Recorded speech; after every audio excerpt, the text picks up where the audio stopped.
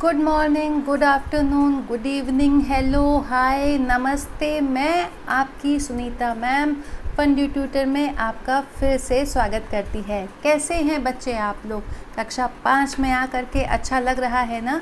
वैसे अब तो आप लोग स्कूल में पुराने हो चुके हैं, नई क्लास में भी पुराने हो चुके हैं और अब सबको इंतज़ार है गर्मी की छुट्टियों का, है कि नहीं? वैसे आप लोगों का क्या प्लान है? आप लोग गर्मी की छुट्टियों में कहीं जा रहे हैं क्या? मैं तो कहीं नहीं जा रही हूँ। मैं आपके लिए फंडी ट्यूटर में अवेलेबल रहूँगी। गर्मी की छुट्टी हो, दिन हो या रात हो, मैं आपके लिए अवेलेबल रहूँगी। तो बच्चों, अवेलेबल का मतलब ये है कि मैं आपकी डाउट्स क्लियर करने के लिए अवेलेबल रहूँगी। ठीक है बच्चों? तो जब आप लोग मेरा नाम सुनीता है, ठीक है? और अगर मुझे खुद को इंट्रोड्यूस करना है तो मैं कैसे बोलूँगी? मेरा नाम सुनीता है, मैं समझो मैं कक्षा 5 में पढ़ती हूँ, मैं कक्षा 5 में पढ़ती हूँ, ऐसे ही बोलूँगी ना? या फिर ऐसे बोला जाएगा सुनीता का नाम सुनीता है, सुनीता कक्षा 5 में पढ़ती है, सुनीता बहुत अच्छी लड़की है, सुनीता को सुनीता के माँ बाप से बहुत प्यार है, सुनीता को सुनीता के खिलौने बहुत अच्छे लगते हैं। बार बार नाम बोलने से अजीब लगता है ना? हाँ, तो जो शब्द हम संज्ञा के जगह पर यूज़ करते हैं उन्हें हम सर्वनाम कहते हैं। तो सर्वनाम हम सर्वनाम का यूज़ क्या है? क्योंकि जब हमने बार बार नाम बोला तो उसमें दो बातें हुई। सबसे पहले तो बड़ा अजीब लगा बार बार नाम बोलने पर, और दूसरा उसमें एनर्जी भी बहुत जाती है। इसलिए संज्ञा की जगह पर सर्वनाम का प्रयोग होता है, यानी कि सर्वनाम यानी कि प्रोनाउन। ठीक है? जो नाउन की जगह पर यूज़ हो उसे हम कहते हैं प्रोनाउन। ठीक है? यानी कि सर्वनाम। ठीक है? तो आइए हम लोग संज्ञा सर्वनाम के बारे में डिटेल में जानते हैं। देखो यहाँ पर कुछ एग्जाम्पल्स हैं। मेरे दोस्त का नाम शिखर है। शिखर 5वीं कक्षा में पढ़ता है। शिखर के पिताजी अध्यापक हैं। शिखर की माताजी डॉक्टर हैं। शिखर पढ़ने में बहुत अच्छा है। शिखर क्रिकेट का अच्छा खिलाड़ी है। शिखर को कई पुरस्कार भी मिले हैं। अब बार बार शिखर नाम आ रहा है। चलो अब आगे देखते हैं कि किस तरह से वाक्य लिखा हुआ है। मेरे दोस्त का नाम शिखर है, वह 5वीं कक्षा में पढ़ता है, उसके पिताजी अध्यापक हैं, उसकी माताजी डॉक्टर हैं, वह पढ़ने में बहुत अच्छा है, वह क्रिकेट का अच्छा खिलाड़ी है, उसको कई पुरस्कार भी मिले हैं। तो क्या समझा? जब हमने पहला वाला पढ़ा था तो यहाँ पर बार बार शिखर नाम आ रहा था, सुनने में अटपटा लग रहा है, पढ़ने में कितनी मुश्किल हो रही है, बार बार देखा मैं भी अटक गई, और क्या होता है इसमें एनर्जी भी ज़्यादा जाती है। तो इसीलिए सर्वनाम शब्दों का यूज़ करते हैं ताकि भाषा की यानी कि लैंग्वेज की फ्लुएंसी बनी रहे और सुनने में भी ठीक लगे, है ना? तो क्या है, संज्ञा के स्थान पर, संज्ञा की जगह पर जिन शब्दों का प्रयोग करते हैं उन्हें सर्वनाम कहते हैं। जैसे वह, यह, मैं, तुम। ठीक है? तो अभी हम लोग सब अधिक जो सर्वनाम के भेद हैं वो भी समझेंगे। ठीक है? तो आपने यहाँ पर इसमें देखा कि शिखर शिखर शिखर नहीं है, अब वह, उसके, उसकी, वह, उसको, इस तरह के शब्दों का यूज़ किया गया है और ये क्या है? सर्वनाम है। ठीक है ना? तो अब हम लोग सर्वनाम के भेद पढ़ेंगे। सर्वनाम के 6 भेद हैं। पुरुषवाचक सर्वनाम, निश्चयवाचक सर्वनाम, अनिश्चयवाचक सर्वनाम, संबंधवाचक सर्वनाम, प्रश्नवाचक सर्वनाम और निजवाचक सर्वनाम। पुरुषवाचक जिसमें पर्सन की बात हो रही हो, कि मतलब मैं, तुम और वह। निश्चयवाचक जहाँ पर आपको डेफिनेटली पता है कि किसी ने कोई कार्य किया है, और अनिश्चयवाचक जहाँ पर आप अनश्योर हो। संबंधवाचक जहाँ पर दो सर्वनाम शब्द यूज़ हो रहे हैं। प्रश्नवाचक वो सर्वनाम शब्द वो प्रश्नवाचक वर्ड जो संज्ञा की जगह पर यूज़ हो रहे हैं। और निजवाचक यानी अपने लिए। अब बोलते समय समझ तो नहीं आ रहा होगा, आइए सबके बारे में डिटेल में पढ़ते हैं। तो बच्चों सबसे पहले तो मुझे ये बताइए, सर्वनाम को क्या कहते हैं? सर्वनाम किसे कहते हैं? साधारण भाषा में क्या कहते हैं? मुझे जल्दी से कमेंट करके बताइए। हाँ बच्चों, संज्ञा के स्थान पर यूज़ किए करने वाले शब्दों को सर्वनाम कहते हैं। Very good. अब पुरुषवाचक सर्वनाम, पुरुषवाचक यानी कि पर्सन, ठीक है ना, जहाँ पर पर्सन की बात हो रही हो, जहाँ पर 3 लोग होंगे, पहला बोलने वाला, दूसरा सुनने वाला, तीसरा जो वहाँ पे हो या ना हो लेकिन उसके बारे में बात हो रही हो, ठीक है, कहने वाला, सुनने वाला और तीसरा पर्सन, ठीक है। अब कहने वाला, जैसे यहाँ पर मैं कहती जा रही हूँ, बोलती जा रही हूँ, आप सुन रहे हैं। जब आपका मौका आएगा तब आप बोलेंगे और मैं सुनूंगी। अब सपोज़ होता क्या है, जब 2 लोग आपस में बात करते हैं तो कई बार हम तीसरे पर्सन के बारे में बात करते हैं, ठीक है, तो वो हो जाता है अन्य पुरुष। इसी के बेस पर पुरुषवाचक के 3 भेद हैं, उत्तम पुरुष, मध्यम पुरुष और अन्य पुरुष, ठीक है। उत्तम पुरुष कहने वाला, बोलने वाला, मध्यम पुरुष सुनने वाला, अन्य पुरुष जब ये दोनों किसी तीसरे पर्सन के बारे में बात कर रहे हों, ठीक है। अभी बताते हैं एग्जाम्पल से। उत्तम पुरुष मैं, जब बोलने वाला अपने लिए बात करता है तब वो मैं, मेरा, मुझे इस तरह के शब्दों का यूज़ करता है। लेकिन जब मध्यम पुरुष की बात आती है तो बोलने वाला सुनने वाले को एड्रेस करता है, तू, तुम, आप, है ना। जैसे मैं आपको आप कह के एड्रेस करती हूँ ना, मैं आपको कभी तुम नहीं बोलती हूँ, तो मैं उत्तम पुरुष हूँ। लेकिन जब मैं ही, उत्तम पुरुष ही जब दूसरे को एड्रेस करता है तो दूसरा पर्सन उसके लिए मध्यम पुरुष होता है। अब समझो मैं आपको बता रही हूँ कि मेरी क्लास में एक शैतान बच्चा है, वह बहुत शोर करता है, तो मैं किसी तीसरे बारे में बता रही हूँ, है ना, आपको, तो वह कि मैं उत्तम पुरुष किसे एड्रेस कर रहा है। अगर उत्तम पुरुष आपको एड्रेस कर रहा है तो वो तू, तुम, आप यूज़ करेगा। अगर वही उत्तम पुरुष किसी तीसरे पर्सन के बारे में बात कर रहा है तो वो बोलेगा वह। आया समझ में बच्चों? Very good. तो आशा करती हूँ आप लोगों को जो जो पढ़ाया जा रहा है आप लोग समझ रहे हैं, ठीक है ना। समझ आ रहा हो तो आप लोग मुझसे कमेंट करके पूछ सकते हैं। अब ये होता है उत्तम पुरुष, जहाँ पर मैं और हम अपने बारे में बताते हैं। देखो कितना अच्छा यहाँ पे पिक्चर लगा हुआ है ना, सॉरी। जिस सर्वनाम को बोलने वाला अपने लिए प्रयोग करे, मैं सिंगुलर होता है, हम प्लूरल होता है, ठीक है। अब देखो कैसे, मध्यम पुरुष, जहाँ पर आप, मतलब उत्तम पुरुष ही आपसे बात करेगा दूसरे से, है ना। तो देखो ये कैसे पॉइंट आउट कर रहा है, तुम, जिन सर्वनाम को बोलने वाला सुनने वाले के लिए प्रयोग करे। अभी फिर वही बात है, प्राइमरी कौन है? बोलने वाला, ठीक है। बोलने वाला सुनने वाले को एड्रेस करे तो वहाँ पर होगा मध्यम पुरुष। मध्यम पुरुष के लिए कौन कौन से शब्द यूज़ होते हैं? तू, तुम और आप। तू सिंगुलर है, तुम प्लूरल है और आप हम एल्डर्स के लिए या फिर रेस्पेक्ट देने के लिए यूज़ करते हैं। अब है अन्य पुरुष, ठीक है, जहाँ पर बोलने वाला सुनने वाले से तीसरे व्यक्ति की बात कर रहा है, किसी और व्यक्ति की बात कर रहा है, ठीक है। तो वो होता है अन्य पुरुष, वह और वे, ठीक है।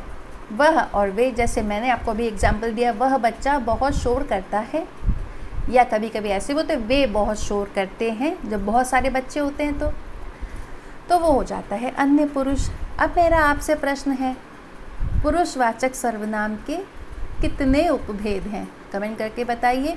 आपके पास 5 सेकंड है। 5, 4, 3, 2, 1। Very good. पुरुषवाचक सर्वनाम के 3 भेद हैं। उन तीनों के नाम क्या हैं? कमेंट करके बताइए बच्चों। 5 सेकंड है। 5, 4, 3, 2, 1। उत्तम पुरुष, मध्यम पुरुष और अन्य पुरुष। तो उत्तम पुरुष के लिए कौन कौन से कैसे शब्द यूज़ करते हैं? मैं और हम।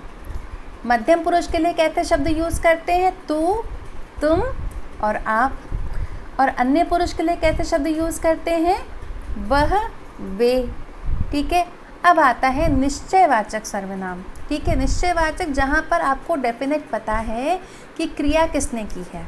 ठीक है, लेकिन आप वहाँ पर सर्वनाम शब्दों का यूज़ कर रहे हैं। जैसे मैं आपको एग्जांपल देती हूँ कि आप स्कूल जाते हैं।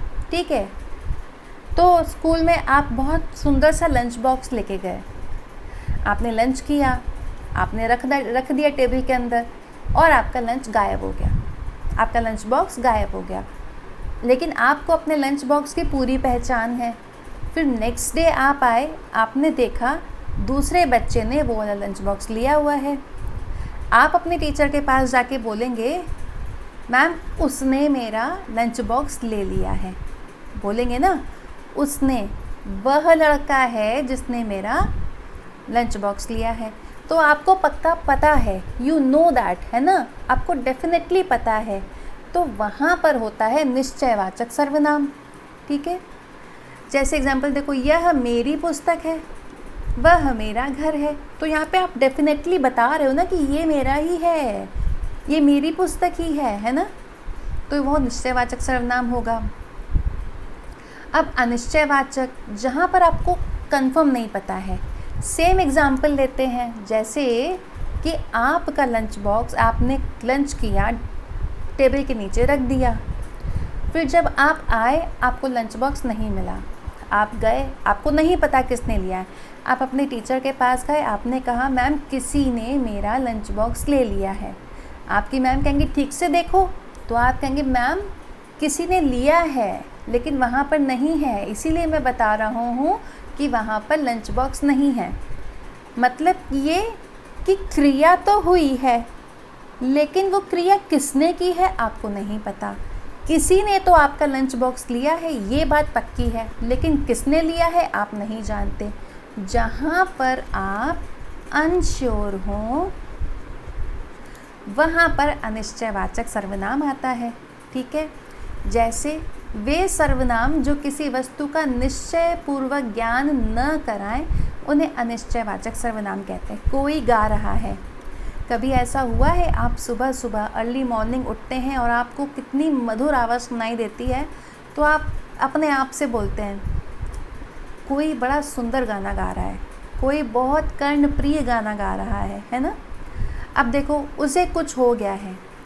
कभी कभी अचानक से क्लास में किसी की तबीयत ख़राब हो जाती है, आप लोग को नहीं पता क्या हुआ है, तो क्या बोलते हैं, उसे कुछ हो गया है तो उसे घर भेज दिया गया है। कहा जाता है ना कि उस बच्चे को घर भेज दिया गया है, उसे कुछ हो गया था। तो कुछ आपको कंफर्म नहीं पता है, लेकिन कुछ तो हुआ है। ठीक है, ये होते हैं अनिश्चयवाचक सर्वनाम। ये लोग गा भी रहे हैं और नाच भी रहे हैं। अब देखिए संबंधवाचक, मैंने आपको बताया था संबंधवाचक में दो संज्ञा शब्दों, सर्वनाम शब्दों का प्रयोग होगा। ठीक है, देखो, जो सर्वनाम वाक्य में प्रयुक्त किसी दूसरी संज्ञा सर्वनाम से संबंध बताते हों, दो संज्ञा सर्वनाम होंगे। ठीक है, जैसा करोगे वैसा भरोगे। देखो, जैसा वैसा। जो भागेगा वह गाड़ी पकड़ लेगा। देखो, ये कब से भाग रहा है, गाड़ी नहीं पकड़ पाएगा, मैं आपको बता रही हूँ। जो भागेगा वह गाड़ी नहीं है, ये जो और वह। ठीक है, तो ये संबंधवाचक हो गए। क्यों? क्योंकि दो क्रिया हो रही हैं और जो, कौन, एक व्यक्ति हुआ ना जो, और वह, वो भी वही व्यक्ति हुआ। तो एक ही व्यक्ति के लिए जब दो तरह की सर्वनाम वाक्य में यूज़ हो, तो वहाँ पर होता है संबंधवाचक सर्वनाम। आ गया समझ में? ये तब तक इनकम्प्लीट है जब तक हम जो और वह नहीं अगर ऐड करेंगे। समझो हमने वैसा नहीं ऐड किया, हमने लिखा जैसा करोगे भरोगे, नहीं, ये इनकम्प्लीट है। जब हमें इसे कंप्लीट करना होगा तो कैसे बोलेंगे? जैसा करोगे वैसा भरोगे। ठीक है, ये होता है संबंधवाचक। देखो इतनी देर हम लोगों ने बातचीत करी, लेकिन ये बच्चा, ये जो भी व्यक्ति है, ये आखिर गाड़ी पकड़ नहीं पाया। फिर है प्रश्नवाचक सर्वनाम। ठीक है, जो सर्वनाम संज्ञा, वो प्रश्नवाचक वर्ड जो संज्ञा की जगह पर यूज़ होते हैं। ठीक है, कौन गा रहा है, अब इतना चिल्ला के कौन गा रहा है, सच बात है, इतना तो चिल्ला के नहीं गाना चाहिए ना। तो क्या होता है, जहाँ पर समझो यहाँ पर कौन ना होता तो क्या होता, राधा गा रही है, सुनीता गा रही है ना। तो इसकी पहचान बहुत आसान है, क्योंकि यहाँ पर प्रश्नवाचक शब्द होंगे। ठीक है, वह क्या कर रहा है, क्या। ठीक है, तो ये शब्द होते हैं प्रश्नवाचक सर्वनाम। अब बारी आती है निजवाचक सर्वनाम। निजवाचक जहाँ पर आप अपने लिए बात करते हो। ठीक है, वे सर्वनाम जो कर्ता के साथ अपनेपन का भाव प्रकट हो। कई बार क्या होता है, कई बार होता है, मम्मी तो बहुत करती हैं ऐसा, जब हम लोग से मम्मी कोई बात बोलती हैं कोई काम करने के लिए, हम टालते रहते हैं, हाँ कर रहे हैं, हाँ कर रहे हैं, हाँ कर रहे हैं बोलते जाते हैं, करते नहीं हैं। फिर मम्मी को आता है गुस्सा। मम्मी कहती हैं हटो, इनको बार बार बोलने से अच्छा है मैं खुद कर लूँ। खुद, है ना, क्या, खुद। अब मम्मी खुद करने लगती हैं, फिर हमको आती है शर्म। हम जाते हैं अपनी मम्मी के पास और बोलते हैं दीजिए मम्मी, हम आपकी हेल्प करा देते हैं। मम्मी कहती है तुम चले जाओ, मैं अपना काम अपने आप कर लूँगी। तो अपने आप, हमको फिर और शर्म आती है। हम बोलते हैं मम्मी को, मम्मी थोड़ा सा दे दो, मम्मी सॉरी हम कर रहे हैं। मम्मी बोलते हैं हम आप ही कर लेंगे, अपना काम आप ही करना चाहिए। तो फिर आप ही शब्द। ठीक है, तो इस, और कभी कभी शुद्ध हिंदी में संस्कृत का शब्द स्वयं हम ये भी यूज़ करते हैं कि जहाँ पर हम अपने बारे में बात करते हैं। ठीक है, अपनेपन का भाव प्रकट करते हैं, उन्हें निजवाचक सर्वनाम कहते हैं। जैसे मैं अपना काम आप कर लूँगा, वह स्वयं आया है। ठीक है, तो ऐसे शब्द निजवाचक सर्वनाम होते हैं। समझ आ रहा है बच्चों? तो बच्चों सबसे पहले मुझे ये बताओ, सर्वनाम के कितने भेद होते हैं? कमेंट करके बताओ। आपके पास 5 सेकंड है। 5, 4, 3, 2, 1। सर्वनाम के 6 भेद होते हैं। और सर्वनाम का पहला भेद का क्या नाम है? कमेंट करके बताओ बच्चों। 5 सेकंड है आपके पास। 5, 4, 3, 2, 1। पुरुषवाचक सर्वनाम। शाबाश। अब पुरुषवाचक सर्वनाम के बाद और कौन कौन से सर्वनाम हैं? दूसरा कौन सा सर्वनाम है? आपको कौन सा सर्वनाम याद है? जल्दी कमेंट करके बताओ बच्चों। निश्चयवाचक सर्वनाम। Very good. और अगर निश्चयवाचक याद हो तो निश्चयवाचक के बाद कौन सा सर्वनाम है? कमेंट करके बताओ बच्चों। अनिश्चयवाचक सर्वनाम। शाबाश। इसके बाद कौन सा सर्वनाम आप लोगों को याद है? जल्दी से बताओ बच्चों कमेंट करके। प्रश्नवाचक सर्वनाम। शाबाश। और प्रश्नवाचक सर्वनाम के बाद वो कौन सा सर्वनाम है जिसमें 2 शब्दों का जोड़ा आता है? 2 सर्वनाम का जोड़ा कौन सा है वो? कमेंट करके बताओ जल्दी से बच्चों। आपके पास 5 सेकंड है। 5, 4, 3, 2, 1। वेरी गुड बच्चों, वो है संबंधवाचक। Very good. अब लास्ट कौन सा है? कमेंट करके बताओ जल्दी से बच्चों।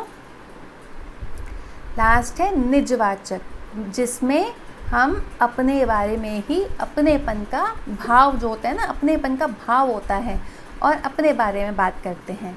अब आते हैं सर्वनाम शब्द की रूप रचना, कि सर्वनाम का हम रूप रचना क्या होती है। कि जैसे संज्ञा लिंग वचन कारक के कारण बदलता है, लेकिन सर्वनाम नहीं बदलता है। ठीक है, सर्वनाम विकारी है लेकिन लिंग के कारण नहीं बदलता है। ठीक है, ये वचन के कारण बदलेगा, वह का वे हो जाएगा जब वचन होगा, लेकिन लिंग का कोई प्रभाव नहीं पड़ता। ठीक है, वह खेल रहा है, वह खेल रही है। अगर यही हमें बहुवचन में करना होगा, वे खेल रहे हैं, वे खेल रही हैं। ठीक है, तो लिंग के अनुसार कोई परिवर्तन नहीं होता है। ये बच्चा कितनी ऊंची जो है फुटबॉल फेंकने वाला है। अब सर्वनाम के रूप में क्या है, देखो उत्तम पुरुष मैं के रूप, ठीक है। मैं, मैंने, आपको कर्ता कल पढ़ाया था ना, कारक मैंने कल पढ़ाया था, तो उसमें कर्ता का साइन क्या था,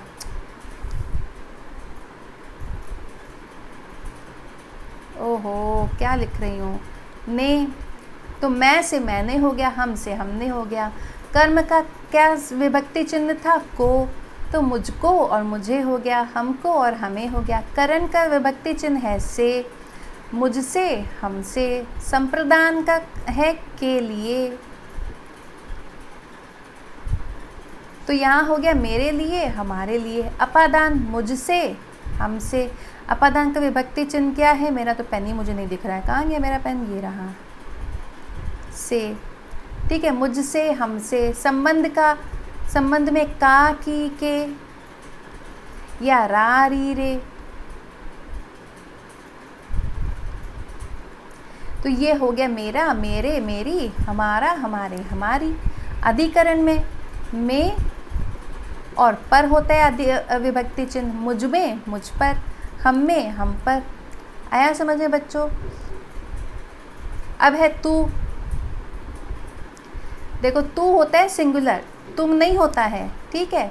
तो कर्ता कारक में ने होता है, तो देखो कैसे बनता है, कर्म को, करण से, संप्रदान के लिए,